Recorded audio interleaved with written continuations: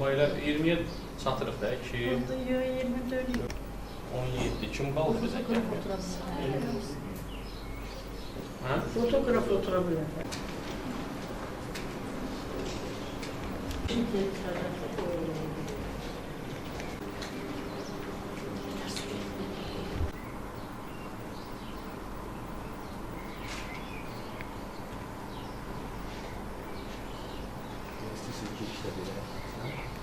Hörmətli dostlar, əziz qonaqlar, bugünkü tədbirimizin mövzusu deməli, bölgələrdə gender problemlərinin həlli mövzusundadır. Məsələ ilə bağlı bizim regional gender mərkəzinin rəhbərliyi hörmətli Şərqiyyə xanım buradadır və onun dəyərli kollektivi buradadır. Mən hər birinizin adından onlara xoş gəldiyini deyirəm, salamlayıram. Tədbirimizin gedişinə uğurlar arzulayıram. Bilirsiniz ki, gender məsələləri bugün ölkəmizdə ən prioritet məsələlərdən biridir.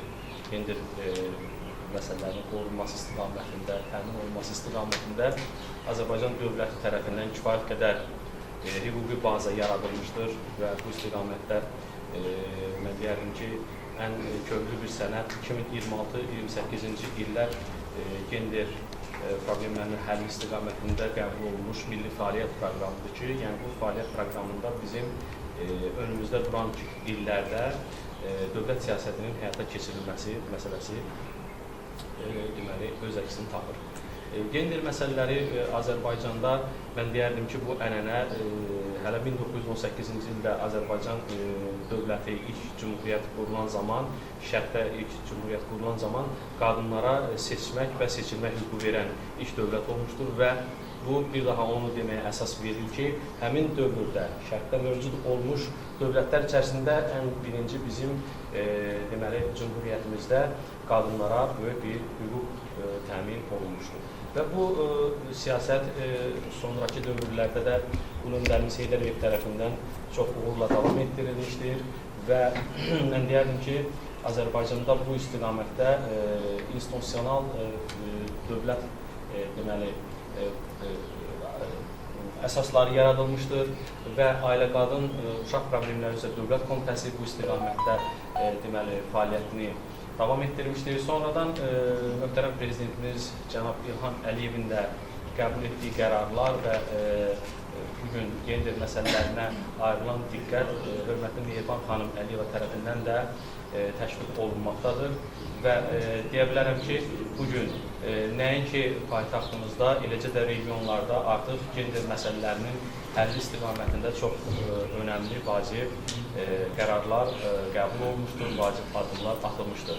Və görürsünüz, bugün artıq bir neçə illər bundan öncə mən öz təşkilatımızdan deyə bilərəm ki, bir 20 il, 25 il bundan öncə Xocavənd Rayon İcra Hakimiyyətində demək olar ki, bir nəfər olsun xanım əməkdaşı yox idi. Artıq bugün bu problemlər getdikcə öz həllini tapmaqdadır və bizim kollektivdə işləyən əməkdaşların demək olar ki, təxminən bir 35-40% xanımlar təşkil edir.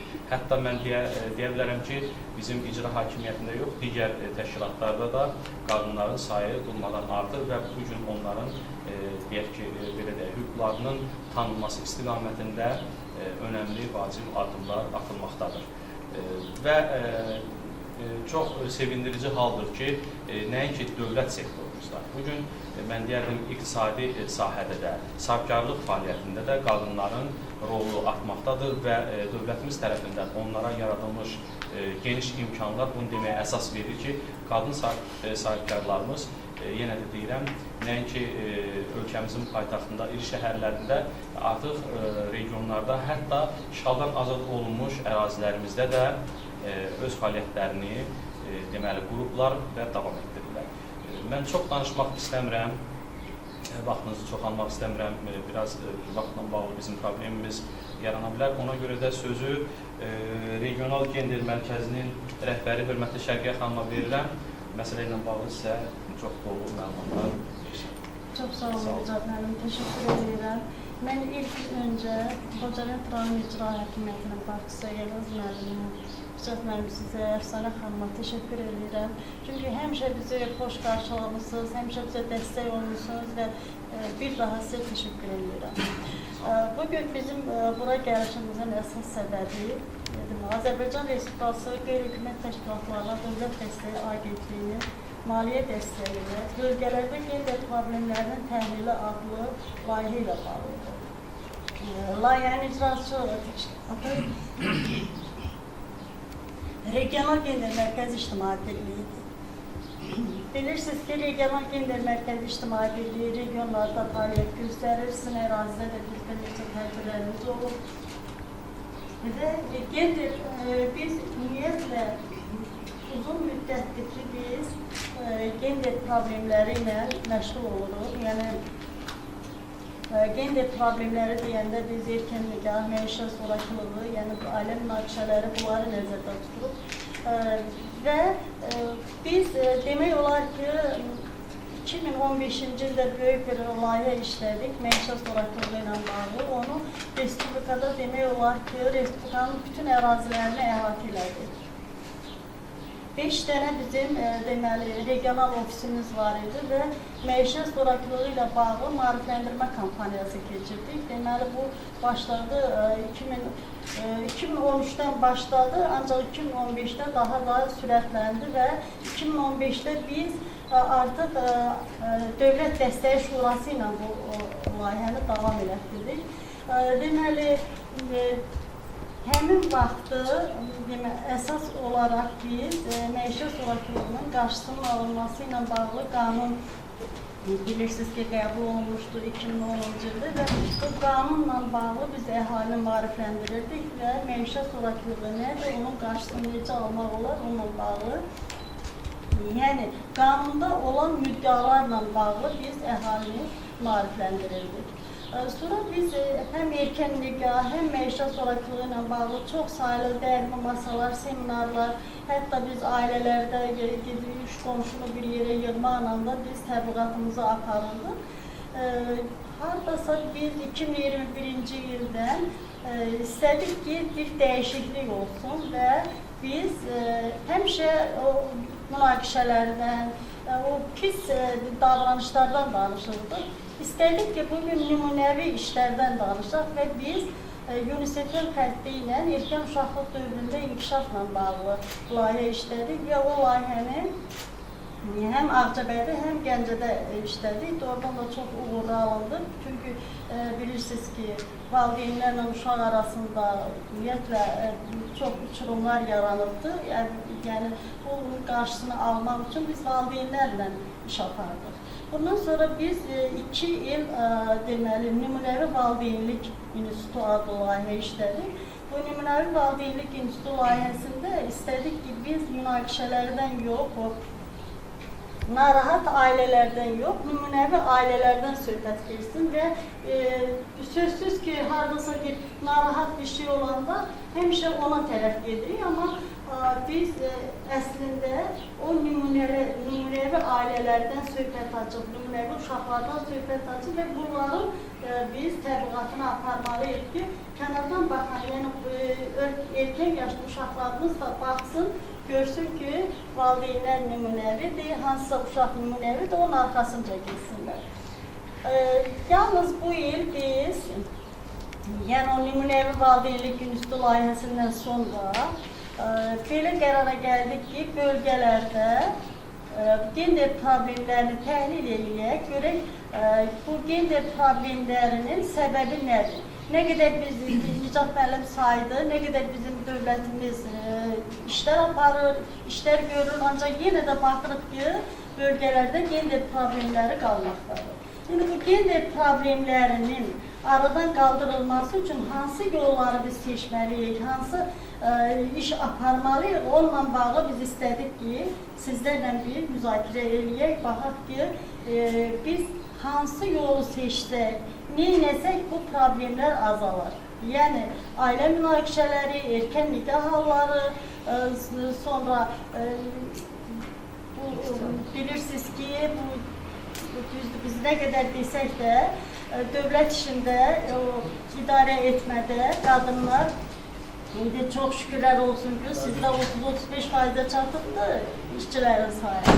Ancaq idarə etmədə kişilər daha çoxdur. yəni qadınlar azdır. 90%. Bizim məqsədimiz oldu ki, biz gender bərabərliyinə nail olaq. Gender bərabərliyi nədir? Gender bərabərliyi ilə hüquqların bərabərliyi deməkdir. Yəni gender, əgər hüquqlarımız bərabərdirsə, qanun üzrə bütün hər kəsin o hüququ eynidir, həm kişi, həm qadın. Sadəcə olaraq biz bəzən hüquqlarımızdan danışırıq, vəzifələrimizi yaddan çıxardırıq və bu da gəlib çıxır başqa bir səmtə yönəlir və deyilir ki, hüquqlar bərabər deyil. Əslində hüquqlar bərabər. Bütün qanunlarda, konstitusiyada da, ailə məcəlləsində, qanunda hüquqlar eynidir. Kişi, qadın, fərqi yoxdur. Sadəcə olaraq bu bərabər hüquqları bərabər imkanlara çevirmək lazımdır. Yəni, üzr istəyirəm Şəriqə xanım, bax, orada önəmli bir məsələ var. Mən deməyi bayaqlarımı öz çıxışımda unutdum. Deməli, baxın, o deyirsiniz ki, bərabər hüquqları təmin eləmək lazımdır. Təmini insan özü eləməlidir. Baxın, bizim Türkan xanım bu yaxınlarda icra hakimiyyəti özü seçibdir, testdən keçibdir, yəni vakansiyadan keçibdir, özü gəlib işləyir. Kimsə deyən yoxdur ki, burada ancaq kişi işləməlidir. Bizim yaxınlarda mən təxminən 5-6 ay içində müxtəlif rayonlara təyin olunan prokurorları gördüm. Bunlar hamısı testlə qəbul olan uşaqlardır, gənclərdir. Bax, indi biri də elə bizim Xocavəndin prokuraturasında işləyir, Xəccə xanım, çox yaxşı xanımdır. Özü testlə keçir, işə qəbul. Sadəcə biz özümüz öz hüquqlarımızı bilməliyik və istəməliyik ki, onu təmin edək. Yəni, kimsə indi işə qoymur ki, onlar hamısı özləri gəlir. İndi lap deputatlıq götürək. Namizədliyi verməlisən, seçki hüququndan istifadə edilməlisə, qazanmalısan səsçi oğluğun, gəlib oturmalısan Milli Məclisdə. Yəni, kimsə onların hüquqlarını pozmur. Sadəcə olaraq insan öz istəmir. Nə qədər bizim daxillər orqanlarında, yəni 10 il bundan qabaq demək olar ki, qadın yox idi. Amma indi şükür Allaha, Bakıda mən postpatrol əməkdaşları da qadınlar görürəm. Hərbidə də var. Hərbidə də kifayət qədər var. Yəni, bu imkanlar bizə yaradılıbdır, sadəcə olaraq bizim istifadə eləməyimiz məsələsi var. Özümüz o imkanlardan istifadə eləməliyik. Yəni, insan demir ki, kimsə gətirib onu qolundan tutub, insan özü çalışmalıdır. İndi bunun üçün də biz maarifləndiririk ki, bu insanlar bilsin ki, bunların bu hüquqları var və bu hüquqlardan istifadə edə bilər. Yəni, bərabər imkanları, bərabər hüquqları, bərabər imkanlara çevrilməsini biz özümüz özlüyündə həll eləməliyik. Yəni, bunu hər kəs bacara bilər. Sadəcə olaraq biraz elə içimizdə bir qorxu var, stereotiplər var və filan kəs nə deyər, o nə deyər, bu nə deyər. Ona görə də biraz çəkilirik. Amma əslində insan nəyə istəsə qadir ola bilər. Yox, ənənəli peşələr ki var idi. Məsələn, deyirlər ki, indi böyüklərimizdən belə eşidirdik də, 20 il, 30 il bundan qabaq ki, müəllim, qadından müəllim olar, həkim olar, deyək ki, kitabxana işçisi olar, falan olar. Biraz bax, bu bizim, necə deyim, elə bir çərçivəmiz idi ki, bundan kənara çıxa bilmək. Amma indi şükür Allaha, kim harada istəyir, özün harada görür, indi həkimdir. Məsələn, xəstəxana kollektivində gender bərabərliyi pozulubdur, qadınlar çox işləyir. Məsələn, kitabxanada gender bərabərliyi pozulubdur, qadınlar çox işləyir.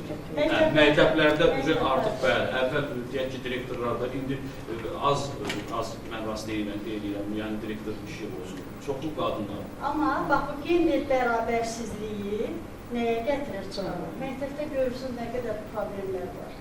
Əslində, məktəbdə də kişilər də çalışmalıdır, qadınlar da çalışmalıdır və yaxud da həkim sahəsinin səhiyyədə. Bütün sahələrdə kişilərin də olmağı vacibdir və yaxud da qadınların olmağı. Hər ikisinin olmağı vacibdir. Çünki bugün biz 3 rayonda olmuşuq, bu rayonların hamısında deyirlər ki, məktəblərdə kişi müəllimlərin olmaması problem yaradır. Yəni, uşaqların fikir baxırlar, hamısı qadınlardır. Sonra da bir qadın kimi, qadın xasiyyətli olurlar. Yəni, o əvvəlki o kişilərin xasiyyəti onlarda yoxdur. Yəni, bunu biz dana bilmirik, yəni bu problem var. Gələcəkdə də bu ailə münaqişələrində də gətirib çıxardır. Çünki uşaq valideynə baxır. Əgər valideyn uşaqların yanında münaqişə yaradırsa yoldaşı ilə və yaxud da qaynana gəlin arasında və yaxud da nə bilim qardaşla, qardaş bacı ilə bacıda böyüklər. Əgər bunlar münaqişə yaradırsa, o uşaq elə bil ki, artıq onun tərbiyəsi biraz gerilir. Biz elə bir model yaratmalıyıq ki, o model bizim o uşaqlarımızı inkişafa doğru aparsın, onu daha elə bir bizdən də yaxşı olsunlar. Yəni yoxsa biz əgər uşağımızın yanında desək ki, bax o yoxdur, bu yoxdur, sən bunu elədin, o deyər bunu elədin, artıq bu vaxtı o uşaq istər-istəməz narahat olur.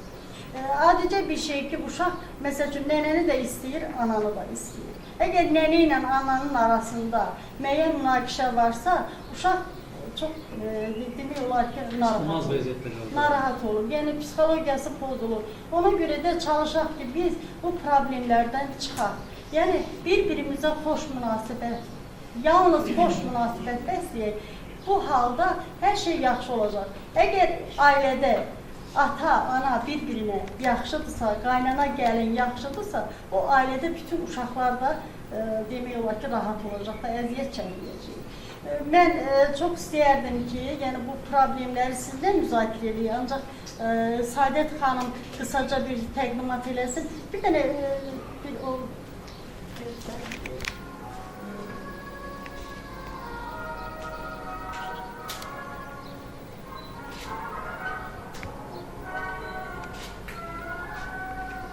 İstehsalat sahəsində burada demək olar ki, kişilərin idarə çoxluğu, idarə etmədə.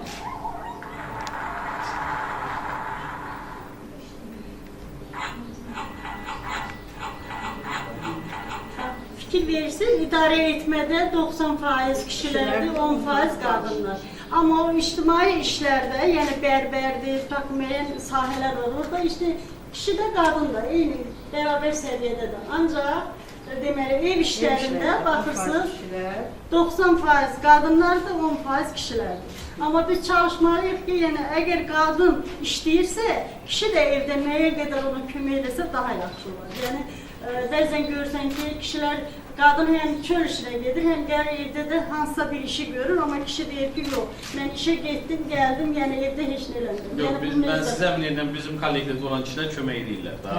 Bu çox yaxşı, yəni bu doğrudan da çox gözəl bir işdir. Yəni burada bərabərlik olmalıdır. Da deməyik ki, kişiyə qulluq eləmək iş adamdır, gəlir yeməyin zaten özü qızdırır, yeyirlər, bu kişilərə kömək edir. Yəni biz uşağa da kömək edir, uşağın da yeməyin verir ki, hələ yoldaş işlə gəlməyib, belələr də var. Yəni bizim elə bir ki, vəzifəmiz də var da, qadın olaraq biz həm nəniyik, nə bilim, anıyıq, bibiyik, xalıyıq, yəni vəzifələrimizi yerinə yetirməliyik. Kişilər də ki, həmçinin, tutaq ki, atadır, babadır, dayıdır, əmidir, o vəzifələrimizi də bilməliyik. Bəzən görsən ki, insanlar deyir ki, yox, bu mənim işim deyil, yox, elə deyil.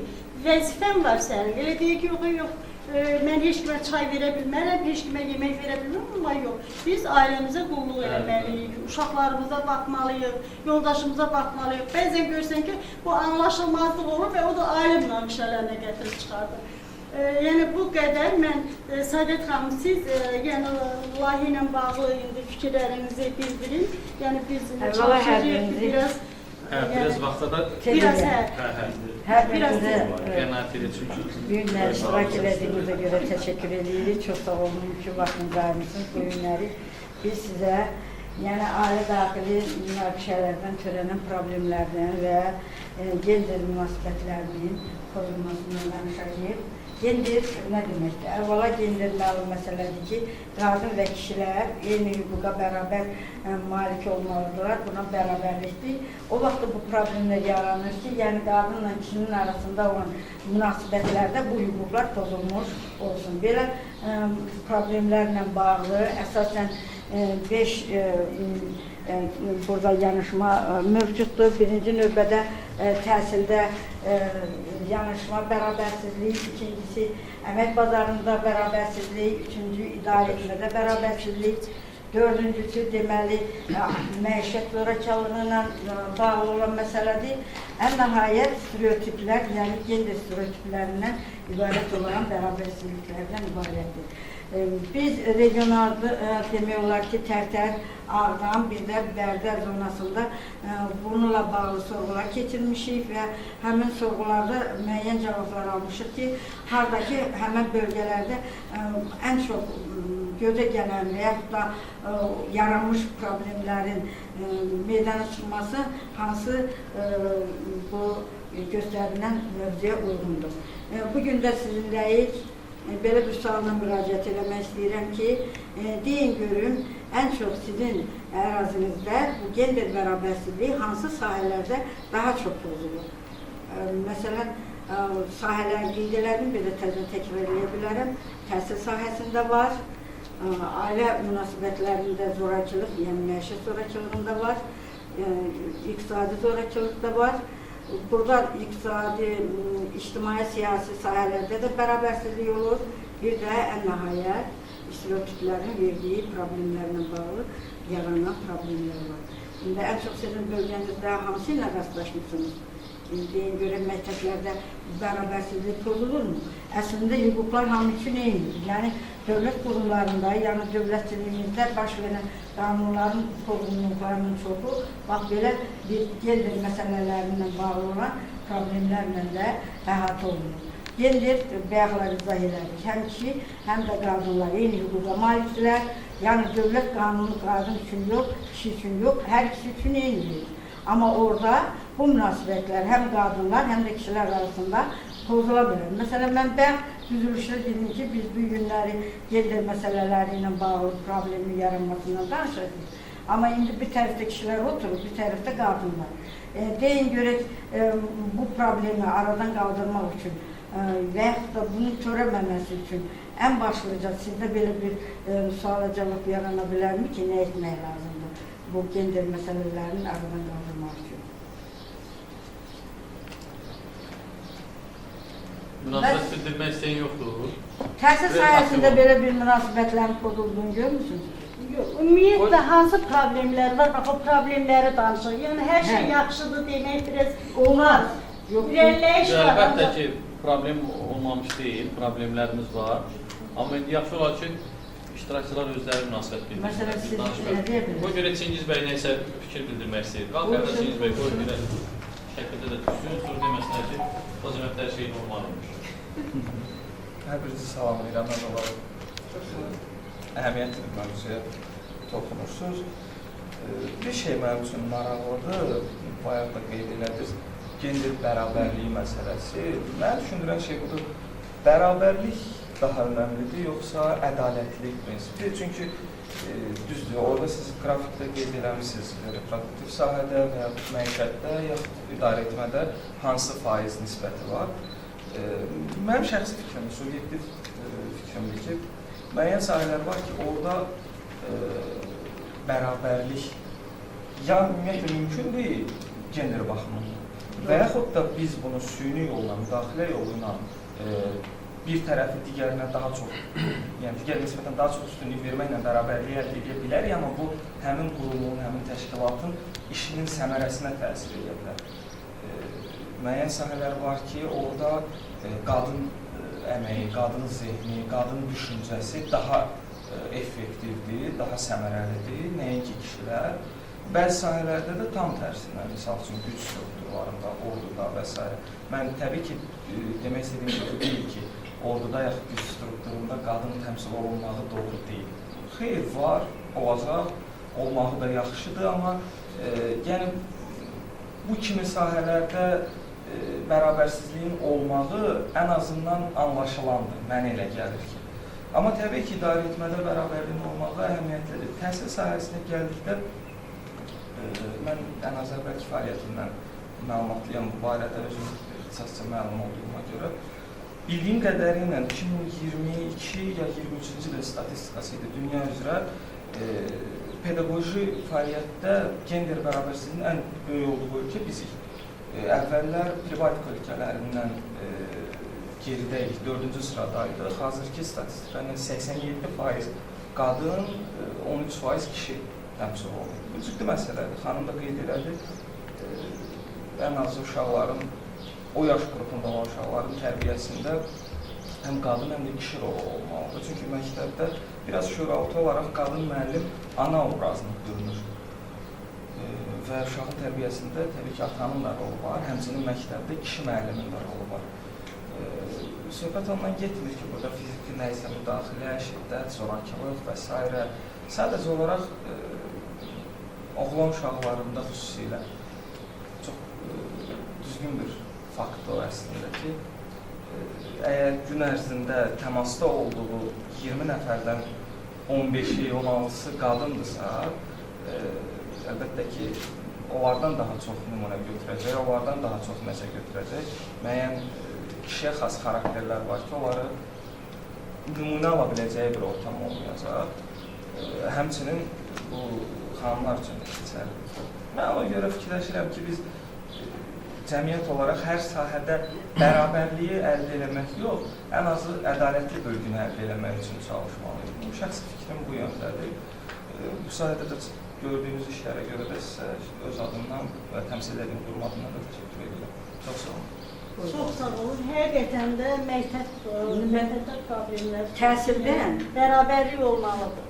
Təsirdən biz o yaranan problemlərdən danışaq. Məsələn, burada qızlarla oğlanlar hər ikisi eyni hüquqludur. Yəni, onların təhsil alma hüququ var.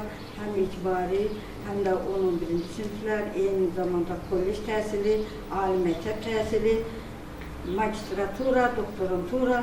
Deməli, hər ikisi eyni hüquqa malikdir.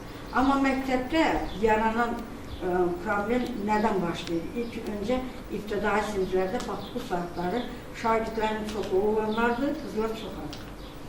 Bir sinifdə 16 nəfər oğlan var, 23 nəfər uşaqdır, 16'sı oğlandır, orada qalanı qızlardır.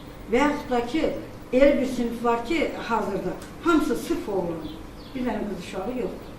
Yəni, bu ondan irəli gəlir ki, vaxtında ata, ana, bax burada göstərildiyi kimi münasibətlərdə ən çox oğlanlara üstünlük verdilər ki, onlar bu dünyaya oğul uşaqlarını gətirsinlər.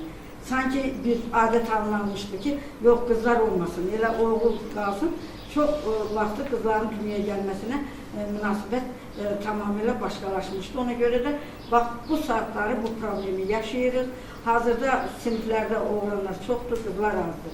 Sonra, ixtisas seçimi baxımından elə bir ki, elə yazılır ki, kişilər güclüdür, qadınlar zəif kimsə mənsubdur. Qızlar bu işi görə bilməz. Bu qız uşağıdır, oğlan kimi tərbiyə oluna bilməz. Bu oğlan uşağıdır, bu ancaq maşınla oynamalıdır. Bu qız uşağı ancaq gəlinciyi oynatmalıdır. Və yaxud da ki, ata-ana tərəfindən qız uşağı çölə çıxmalı deyil. Və elə bölgələrimiz var ki, heç orada qızlara imkan vermirlər ki, oğlan məktəbə geçsinlər. Neçədən yerdə olmuşuq. Heç qızı qoymurlar ki, o 12 yaş tamam deyir, mən onu məktəbə nəyə yollayıram, nəyə gedir ki? Oxuyub nə olacaqdır onunla? Bu ölçsün evində anasının, başının işini görsün, evin yarımçıq işlərini görsün. Həqiqətən də boşlanmırlar. Mən deyə bilmərəm hansı bölgə, biz bölgə gedirik, onlar problemi göstərir. Bəli. Bundan başqa ixtisas seçimi. Deyirlər ki, məsələn, qızlara müəllimlik yaraşır. Oğlan uşağıdır, qoy geçsin, neft kimyanı oxusun, qoy geçsin, ali təhsilin böyük, məsələn, mexanizator olsun, mexanik olsun, nə bilim, ictimaiyyətə çıxan güclü strukturu olan vəzifələri yerlənsin. Qızlar yox, qızlar güclü strukturu olan vəzifələri yerləşə bilməz, çünki onlara kənardan baxırlar, onlar ola bilsin ki, kişilər kimi hərəkət edə bilməz və yaxud da orduda da iştirak edə bilməzlər. Mən özüm müharibə veteranıyam, bunu sizə qeyd edeyim. Yəni, mən özüm orduda iştirak eləmişəm. 708 nömrəli hərbi hissənin deməli, tibb bölümündə olmuşam. Həkimlərlə birgə çalışmışıq biz. Çox böyük ağır işlər görmüşük. Yalnız biz orada təkliyə edirik. Orada 24 özatlardan var idi. Hətta Gültekin Cəfərova bizim komandamızda bu bölgələrdə də çox böyük həkimlik fəaliyyəti göstərmişdik. Hərəkət bilərlər ta onlar məsələn orduda gedib komanda işləmirlər və yaxud da orada komandanın mavini oğlanlar maxı getdiyi kimi maxı ola bilərlər. Yəni bu qadınlara uyğun deyil, orada iştirak edə bilməzlər. Yazılmışdır dövlət qanunçuluğunda. Bəli, anamada bu saat qadınlar var, özünün biliyi ilə orada olan çox böyük işlər aparırlar. Hələ elə hesab edirəm ki, bu yaxınlarda elə biz tərəfdən bir qadını ora bir parça seçirlər, həqiqətən. Amma iştirak edəndə, bax görürsən, döyüşçülərimiz arasında meslekçiler, həkimlər var. Məsələn, şəhid həkimlərimiz var. Sanatın Əsgərovanın özü buradan Qarabağ zonasından şəhid oldu. Var. Var, Faiz nisbəti var, amma çox az. Görüb vəzifədə yarın çalışan qadınlarımız çox doğru, siz izah edədiniz ki, hazırda Mehriban Əliyevanın özünün vitse-prezident seçilməyi bizim ölkədə, yəni dünyaya bir dənə mesaj yolladı ki, burada gender problemi artıq bizdə düzəlmək üzrədir və ölkələr arasında elə birinci yerdə gedir ki, bizim prezidentinlə qadın vitse-prezidentimiz yanaşı çalışır. Milli Məclisin sədri Sayıqalan Qafarova çox gözəl nümunədir, həqiqətən. Önəmli, böyük vəzifələrdən gedirsə, söhbət biri də odur, ən önəmli vəzifə. Yəni bunlar çox nümunəvi işlərdir. Bundan başqa, ali təhsil ocaqlarının çoxunda dövlət başına belə məktəbdə direktor kimi qadınları dəvət edirlər, qadınları seçirlər. Təhsildə bir də ən önəmli proses erkən nikahdır. Yəni qadınların uşaqlar arasında, uşaq demək olar da onlara 14-15 yaş erkəndir. 17 yaş hökumətimiz qərar qoyub, 18 yaş tamam olandan sonra qız uşaqların və yaxud da olan uşaqların evlənmə hüququna malikdirlər. Özdə burada dövlətin qanunçuluğunda kənara çıxmaq olmaz. İndi gəlin baxaq görək. Yəni bu problem yaşanmır, bu aradan çıxıb, xeyr. Elə ailə var ki, iqtisadi durumu çox aşağıdır, ailədə də 5 qız tərbiyə alır, atası, anası işləmir, çox iqtisadi durumu zəifdir. Deyir ki, qızımı bu elə erkən verim, istəyirlər də varı yedədir, bu çıxsın getsin. Demir ki, bu məktəbdə yanaşma prinsipi var. Əlində burada düzgün deyil, axı bu hökumətin qərarı var 18 yaş. Mən ailə tanıyıram ki, uşağına 18 yaş tamam olmamışdan əsgərlikdən gəlməyib, oğlu gəlib, amma gedib bir qız nişanlayırlar. Qız 6-cı sinif uşağıdır. 4 ildir gözləyir ki, qızın yaşı gəlsin, tamam olsun. Hələ qızın yaşı gələn düşünür, yəni namiddir. Sən onu neyirsən nişanlayıb? Qoy bir uşaqlığın keçirsin. Bu qanun sağa da aiddir. Tək elə qanun digərlərinə aid deyil ki, bax, bərabərsizliyin pozulması təhsildə birilər bundan ibarətdir. Sonra dedi ki, əmək bazarlarında bərabərsizliyin pozulması. Əmək bazarında fikirləşin, bərabərsizliyin pozulması nə ola bilər? Məsələn, ana da işləyir, ata da işləyir, amma onların maaş fərqləri var, əmək haqqı fərqləri var. Bax, bu bazarda münasibətlərin pozulması, əmək haqqının az olması və yaxud da ki, bayram günləri və digər ola bilər ki, hökumətin qanunları var və qadınlar üçün uşağa görə əmək haqqı verilir, ondan sonra onların məzuniyyət pulları var, fərqlər var. Burada da fərqlilik var. Bundan sonra keçirik biz, indi ən çox məişət zorakılığına. Ailədə məişət zorakılığı hansı hissələrdən ibarətdir? Məişət zorakılığının hansı növləri var? Deyin görün, məlumatınız var mı bundan? İqtisadi zorakılıq var, fiziki zorakılıq var. İqtisadi, fiziki, mənəvi, psixoloji, bir də cinsi zorakılıq var. Çox hədsiz dərəcədə ailə münasibətlərin dağılması əsasən həm iqtisadi, həm də cinsi zorakılığına bağlı ola bilər.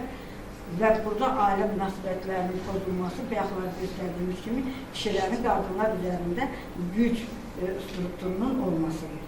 Yəni ailədə bir qanun var ki, kişilər qazanıb gətirməlidir, qadınlar da evdə oturub ev işləri görməlidir, uşağı böyütməlidir, ailədə kəsir olan işləri təmin eləməlidir. Mən özüm məhkəmədə ekspert işləmişəm. Orada deməli, bir dənə ailə münasibəti ilə bağlı məhkəmədə iştirak elədim. Qadın, deməli, uşağının 4 yaşı var. Böyük uşağında elə bir ki, 6 yaşı var. Kişi qadına tapşırdı ki, evdən çölə çıxmır. Qadın da zibil atmalıdır çölə. Qapını açıb, bilmir, kişi bunu gütün, bilmir. Qapını açıb belə, zibil baxıb qapının ağzından belə qoyulura, girib içəri. Elə o zibili çölə qoyur, içəri girmənin dalandırma da bu biri, qadının boynunun kökünə qoyur, döyür, deyir sadəcəm ki, qapını açıb çölə çıxmır. İnanırsınız, o gənc qadın o vaxtdan ailədən qovulur. İndi məhkəmə bunun üstündədir ki, qız yekəlikdə artır, 10 yaşı var, istəyirlər ki, qızı alsınlar heç olmasa. Hüquqları var ki, qızı alsınlar. Orada məhkəmə sual verəcək ki, uşağa ki, sən də hansı ilə qalırsan? İxtiyarı var, uşağın 10 yaş tamamlanan sonra tələb eləyə valideyn ala bilər. İndi burada uşağın da hüququ pozulur, ailənin də hüququ pozulur. Görün nə qədər işlər hamısı qarışıb bir-birinə. Böyük uşaq da kollecdə oxuyur. Mən uşağa sual verdim, əvvəlcə böyüklə danışdım, sual verdim ki, sənin dalınca anan gəlir, atan gəlir, bibin gəlir, dayın gəlir, hansı daha çox səninlə münasibətli olur, bir dərsindən maraqlanır, deyib görün onun tərbiyəsindən yerlədir, uşaq mühabir verir, ay həkim deyirlər də psixologlara. Ay həkim deyir, mən nənəm dalımca gəlir deyəsə, mənim dalımca işim gəlmir. Deyirəm, bəs sən ən çox nə ilə məşğul? Mən deyir, bir dostum var, onlara gedirəm, kompüteri oynayırıq, sonra biz gedirik, nə bilim, hara. Dedim, atam heç olmasa bir dərsə dalımca gəlmir ki, görün bu oğlum nə işlə məşğuldur. Nəyə görə bu evdən çıxıb gedir, qayıtmır. Bilirlər, atamın vaxtı yoxsa mənimlə məşğul olur. Gör, neçə ildir, 6-cı sinifdə oxuyandan bu kişi bunu anasından ayrışdır. Yaxşı, bu uşağın hüququdur ki, bu cür vəziyyətə düşsün. Bax, bu ailə münasibətlərinin pozulması uşağın tərbiyəsinə çox önəmli təsir edir. Gələcəyi pozulur, uşaqsa... Özləri danışdı bu yüzden. Yaxşı, belə bir hallarla, yəni məişət zorakılığı tək o demək yox ki, belə hallarla rastlaşmışsınız mı? Günahla zor qadınlar da, sanki şey deyib, çölə çıxma. Çöldə nə çıxmışsan? Qadın nəsil deyil. Xahiş edirəm, fikirlərinizi bildirin. Çünki bizim üçün vacibdir ki, bizim danışmamız yox. Əslində biz sizdən nələrsə təkliflərinizi... Yaxşı, mən ondan danışmıram. Bizim təhsil hüququmuzun bozulmasından danışıram. Qızımız gəldi 18 yaşında, bir institutda oxuyur, artıq başqa ailədən gəlir və qızı bəyənib alır. Deyir, yox, tabi qızı oxutmuruq biz. Ta bizə bəsdir, qızı aldıq, bizə oxumaq lazım gəlir. Bu, bizə təhsil bitdi bununla da. Amma danışmışdılar ki, təhsilini qız oxuyacaq, başa çatacaq. Qoymadılar təhsil alsın. Bunlar nə yaxşı alınır? Necə baxsın? Yaxşı deyil, qadın təhsil almalıdır, qız uşağı təhsil almalıdır. Ən önəmli məsələ xanımların təhsil alması. Doğru. İndi mən bir söz deyim, deyirlər ki, xanımlar işləməyə nə lazımdır, ev işlərindən, baxları yoxdur işləməyə. Amma gəlin görək, bax, uşaq orta məktəbdə oxuyur. O uşağına nəyisə izah eləyə bilir, oxumayan. Heç olmasa ailədə o uşağı ilə məşğul ola bilir. Ailə büdcəsinə xeyir verir. Çünki o gedib başqa bir müəllim tutana qədər, amma özü öz evində, öz uşağı ilə məşğul ola bilir. Ona görə də qızların oxuması vacibdir. Bunu da biz bütün hər tərəfdə biz təbliğatımıza aparmalıyıq ki, qızlar oxumalıdır. Nəinki evdə işləmək, nəinki hardasa işləmək. Qız oxumalıdır. Bugün ananı... Deyirsən, oxu, deyir, oxumuram, mən ərə gedirəm. Elə fikirdə olanlar. Yox, indi, bax, onu da biz özümüz tərbiyə eləmişik də, onu biz özümüz tərbiyə elədik. Deməli, biz hardasa, biz səhv, boşluq var. Bizim o tərbiyəmizdə boşluq var. Ona görə. Bu günləri o gəlinin oxumaq istəməyən şəkildən sabah istəyər ki, nəvəsinin üstə qoysun oxuduğunu.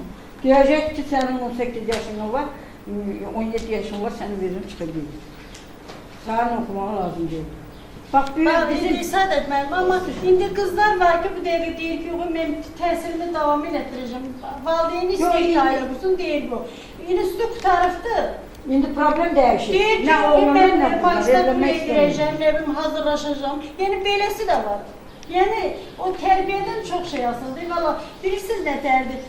Uşaq, qız uşağı doğulan kimi ana deyir ki, qızım, bax, bu cehizi sana almışam, bax, bu qabı sana almışam, bu nə bilim, bu qəbəni sana almışam. Elə lazım deyil, uşağa kitaba maraq yaratmaq lazımdır uşağa.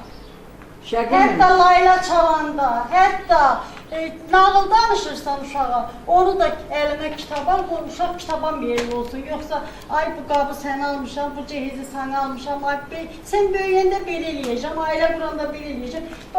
Bax, bu danışıqdan sonra uşaq oxuyacaq. Deməli, özümüzdən asılır. Orada da kişinin ziyana sahib. Birinci sinifdən alır, gedəndə həmən deyir yumruqdan düşür. Gelin təzənin arasına. Mən üzr istəyirəm, çox üzr istəyirəm. Bilirsiniz, mövzu o qədər belə geniş masştablıdır ki, yəni bunu belə deyək də, hansısa bir maarifləndirmə tədbiri ilə falanla mən elə düşünürəm ki, həll etmək mümkün deyil. Niyə? Çünki zaman-zaman bu belə deyək, həm sosiallaşma burada öz önəmli təsirini göstərir, həm cəmiyyətə baxış açısı burada önəmli təsir göstərir. Yəni məsələn bir neçə il bundan qabaq, mən deyirəm təxminən bir 10 il bundan öncə qadınlar təxminən 20, 21, 22 yaşlarında ailə qurdular, amma indi 27 yaşında qız elçi gedir, deyir hələ mən evlənmək istəmirəm, ailə qurmaq istəmirəm. Yəni cəmiyyətimiz sürətlə dəyişir. Dünya inteqrasiya edirik. Yəni onu deyə bilmərik. Məsələn, xırda var, bəzi bayaqlarımı siz qeyd elədiniz, mən də görmüşəm.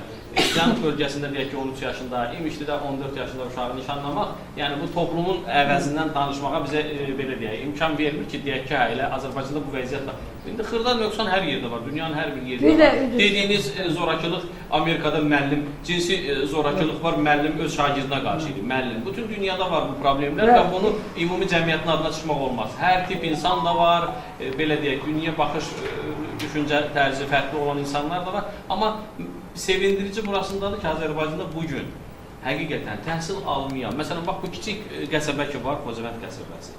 Biz artıq 2008-ci ildə bura köçmüşdük, 20 ilə yaxındır da deyək ki, 20 ildə çox şeylər dəyişibdir. Bax, indi burada məktəbə gedib, Salakətin məktəbində təhsil alıb, ali təhsil alıb, sonra burada işləyən uşaqlar var. Bax burada. Yəni onun içində xanımlar da var, bəylər də var. Məsələn, indi baxırsınız ki, düşüncələr o qədər dəyişib ki, sizin dediyiniz bir sinifdə 20 oğlan və yaxud qız yoxdur, belə şey. İndi tərsinə. İndi oxuyan qızlarımızın sayı burada, qəsəbədə belə sürətlə artır ki, qızlarımızın sayı oğlanlardan daha çox. Bizdə, bax, bizim qəsəbədə qızlar artır, qızların, oxuyan qızların sayı artır, amma ümumiyyətlə elə bir ki, oğlanların sayı artır. İndi oğlanların sayının artması cəmiyyət olaraq bizi hardasa narahat eləməlidir. Amma o indi təkcə belə deyək, ailə məsələsi də deyil ki, məsələn indi bizim inzibati qaydada cərimələrimiz var, deyək ki, tənbihimiz var, planımız var. İndi burada biraz həkimlərimiz də məsuliyyətli olmalıdır.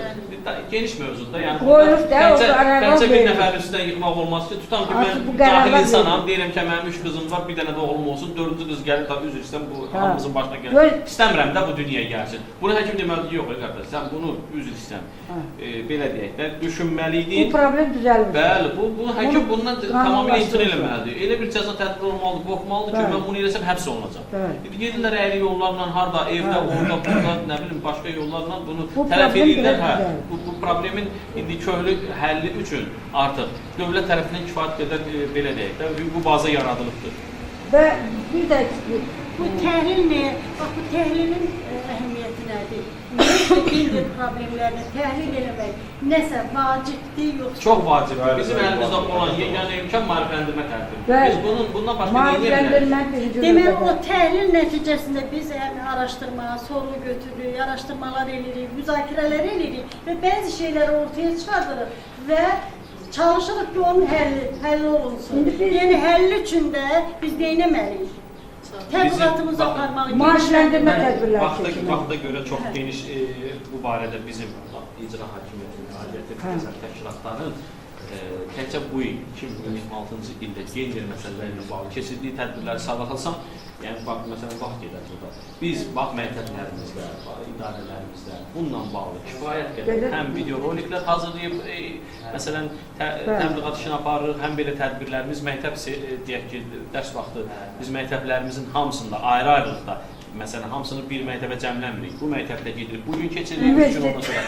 Yəni, biz çox bununla bağlı, bəli, bununla bağlı biz icra hakimiyyəti olaraq, lap gənclər idman sektoru o, məsələn, bizə bu işdə dəstək verir. Biz təbliğat işlərimizi aparıb və sevindirici haldır ki, yaxın bir neçə il ərzində Xocavənd rayonunda məişət zorakılığına məruz olan ümumiyyətlə şəxs yoxdur. Onun üçün də deyək ki, uşaqlar, qadınlar, kişilər, yəni statistikada biz 0 vermişik, ailə qadın. Burada bir şey istəyirəm, hamı burada çatırım, yəni bu təsirlə bağlı. Məsələn, mənim şəxsən özümün daim qızı var, Norveçdə oxuyur. Biri də demək yaxın Estoniyada. Amma o oğlanların Bundan qabaq yox idi. o yox idi. Oğlunun bir İtaliyadadır. Hələ 41-45'te bizim ölərimiz var idi. Anamın əmsi rəhmətə getmişdi. Onu orada İtaliyada tapdılar. Yəni o uşaq getdi orada oxuyur.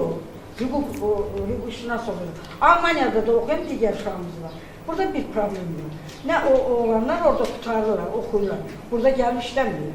Qalırlar orada işləyirlər. Oğlanlar da eyni zamanda magistraturlarında okurlar, doktoraturlarında okurlar. Yani evlendirmek mümkün değil. Oğlan deyir ki, oğlan uşağı deyir ki, ben deyir ay anam, nətər olsun ki, Almaniyadan gəlin bura nə qədər gəlmədir. Mən burada evlənim, tərdən yoldaşımı götürüm, gedim Almaniyaya. İndi bizim qanunlarımızda yol vermişken axı bu uşaq orada Almaniyada, yaxud da Norveçdə və yaxud da İtaliyada ailə məsələsi, bu uşaqlar heç bir sahib olmaq fikrində deyil. Niyə gəl burada işləmirlər, ya Almaniyada işləyirlər? Çox gözəl. O ayrı mövzu. İqtisadi müəllimliyə çoxdur məktəbdə, bilirik cavabını niyə çoxdur. Bilirik. Məsələn, bu kişi də bir institut tutarır, mən də bir institut tutamışam, bu da bilir. Hamı institut tutaranların əksəriyyəti 90% müəllimliyi tutar. Olsun, bir icra hakimiyyətində də işləyə bilər, prokuraturada da işləyə bilər, xəstəxanada da işləyə bilər. İndi Allah'a şükür, elə müəllim olduğunu olmadığın bütün sahəyə götürürlər. Yəni, müəllimini bütün sahəyə götürürlər. Harada istəsən işlə bilirsin. Xəstəxananın direktorun, məsələn, ayrı bir müəllim boylar deyirlər, nə olsun, həkim deyil, xəstəxananın direktoru. Yəni, həkim deyil. Amma götürürlər işə. İndi məktəblərdə də amma müəllimlər niyə işləmir kişi müəllimlər? Hamısını da cavab bilirik. Deyirik ki, niyə kişi az? Çünki sərf eləmir. Burada işte 4 tane bak, bu kişi də müəllimdir. Mən də müəlliməm, bu kişi də müəllimdir. Ona görə də həkimə sərf eləmir. Onun da alında bilir gözümüzü. O yalandan da müzakirə edirik, amma heç bir də hər yolu tapır. Yox, yalandan müzakirə eləmirik. O yenə bizim seçim imkanı. Bax, ədalət məsələsi oradadır. Yox, yəni belə deyək də, laf müəllim kimi. Deyək ki, Gönc İngilizbəy özüm ixtisaslı müəllimdir, amma özüm müəllimlikdə görmür bu adam. Məsələn, seçib ki, mən dövlət orqanlarında çalışacağım, nə bileyim, idarə rəisi olacağım, nazir müavin olacağım. Yəni, o adam müəllim, kim də tipik ilkin müəllimdir, gedib dərsləyir, bugün tırıqla məşğuldur. Bir iləqanda Gürsəl müəllimdir, görsən gedib testdən də keçir. Dövlət qurumuna adamın acı sertifikatı var, amma görsən məktəb direktoru işləyir. Yəni, o seçim bizim özümüzdən, məsələn, ixtisasca mən də müəlliməm, amma yəni mən müəllim kimi işləməyi istəməmişəm, özüm istəməmişəm. Mənə məcbur nə valideynim eləməyib, nə kimsə məcbur eləməyib. İndi adam özün bir yerdə görür də. Ola bilər ki, çox adam müəllim olsun, amma müəllim ən gözəl şərəfli peşədir. Müəllimdən heç ali zirvə məktəb şey verirsin. Biz orada qeyd elədik ki, gender stereotipləri. Burada da bərabərsiz. Bax, müəllimə indi qabağa deyirlər ki, yekə kişisən, gedin müəllim ol. Müəllim işləyirsən, stereotip budur da. Yox, biz aynən bəli, məsələn, məktəblərdə kişi müəllimlər olur da, məsələn, köhnə adamlar. Hamısı da hörmətlə, izzətlə qarşılanır. İndi vaxt belə tələb edir. İndi bizdə də vaxt üzrə azalır. Mən sözü sizə verirəm, siz özünüz... Danışar, məmləkət tanımlaqda bildirir də. Qısaca hərə bir cümlə. Aynənənizdən də şartımız yoxdur, deyil. Bəlkə ürəyimizdə keçənləri bildiririk. Buyurun. Hocam, Drəngizayət əməkdaşıyım, İbrahim Hocam. Çox sağ olun, gəldiyiniz üçün təşəkkür edirik. Belə tədbirlər maarifləndirmə həqiqətən əhəmiyyəti çox böyükdür. Yəni bizim rayonda da danışdıq, bu qədər necə deyim, qızların təhsildən yayılması və yaxud da ki, onlara qarşı hər hansı bir zorakılıq olması halına demək olar ki, sonlar heç rast gəlmirik. İncə məndə bayaq vurğuladı. Həqiqətən ali məktəbə qəbul olunan çox demək olar ki, xanımlardır, yəni qızlardır. Yəni bizim rayonda da üstünlük də verilir. Heç kimə məhdudiyyət qoyulmur ki, siz xanımsız falan yerdə çalışa bilməzsiniz. Elə bir şey yoxdur qətiyyən. Çox sağ olun. Sonra xanımlardan. Kitabxanadan. Danışmaq istəyən yoxdur. Bax, söhbət olmaq istəyir ki, sizin ailənizdə və yaxud da nəsə baş verib. Bax, kənardan elə bir ki, ümumi baxırsınız ki, tutaq ki, qohumda, qonşuda, nəsə hansısa bir problem var və o problemi nədə görürsünüz və onu nə cür aradan qaldırmaq olar? Orijinal problemi demək olar, adam gəlməyəcək olur. Türkan xanım, siz bəlkə münasibət bildirəsiniz bir gənc kimi? Öz fikrimizi bildirin də, lap bizim ümumiyyətlə gender problemləri ilə bağlı. Gender məsələləri münasibət bildirirsiniz. cəmiyyətdə olunan Hər birini salamlayıram, xoş gəlmişsiniz Xocavənd rayon qəsəbəsinə. Hal-hazırda qəsəbə olaraq məskunlaşıb burada Xocavənd rayonu. Mənim də fikrim odur ki, yəni hər şey məncə ailədən başlayır.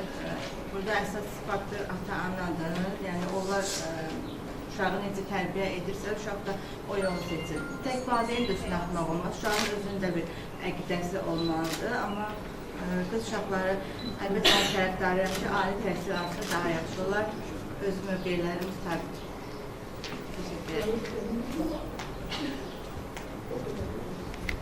Hörmətli tədbir iştirakçıları, gəldiyiniz üçün hər birinizə təşəkkür edirik. Biz bu cür maarifləndirmə tədbirlərinin təşkilində deməli, Azərbaycan Respublikasının qeyri-hökumət təşkilatlarına, Dövlət Dəstəyi Agentliyinə, eləcə də Regional Gender Mərkəzi İctimai Birliyinə və onun rəhbərliyinə, kollektivinə öz dərin təşəkkürümüzü bildiririk ki, belə tədbirləri tez-tez demək olar ki, ildə bir neçə dəfə təşkil edirsiniz. Sağ olun. Çox sağ olun, təşəkkür ederim. Gəlin.